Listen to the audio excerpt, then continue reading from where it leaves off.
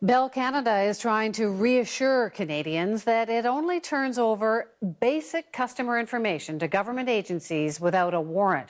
Still, the news that Canada's major telecoms are handing over vast amounts of personal data at all sparked a lot of reaction today and demands for more information, which ironically was not forthcoming. Senior correspondent Terry Malewski has more. Terry? Well, Wendy, after hearing so much about government spying, it's hard to know if people even expect much privacy anymore. But it was still a shock to discover that more than 1 million times a year, Canada's government gets telecommunications companies to hand over customers' data without telling the customers. There is no information for us or any Canadian to know whether the way the information is disclosed to government authorities is within the parameters of the Act. The Privacy Commissioner says companies should be compelled to disclose what kind of data they hand over and why.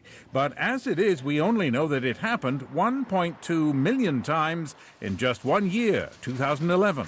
How can the Prime Minister justify the invasion of the privacy of 1 million Canadians by his government? Canadian investigative law enforcement and other agencies will, from time to time, request information from telecom companies. They always do this, Mr. Speaker, in accordance with the law. They always seek a warrant when they are required to do so. So how many warrants were there? And how often was there no warrant? Lots of questions, no answers.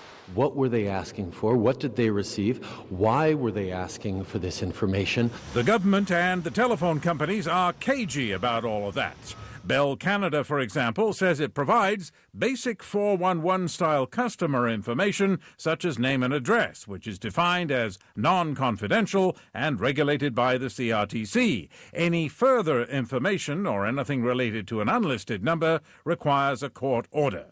But there's no explanation of what that further information might be. I would like to know the scope of personal information that is disclosed to government authorities with or without a warrant, and what type of information is disclosed. And without those details, privacy advocates say there's no way to monitor what's going on.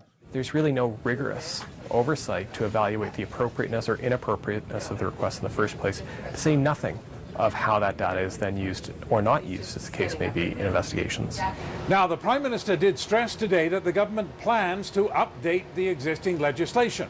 What he didn't say was that that new bill will make it easier, not harder, for companies to hand over subscribers' data to the government.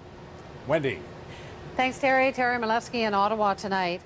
Last month, the Halifax Chronicle-Herald reported that Canada Border Services accessed customer data provided by telecoms almost 19,000 times in 1 year. That's about 50 times a day. It didn't use a warrant in 99% of those cases, and only 13 of the individuals whose data was accessed were ever told.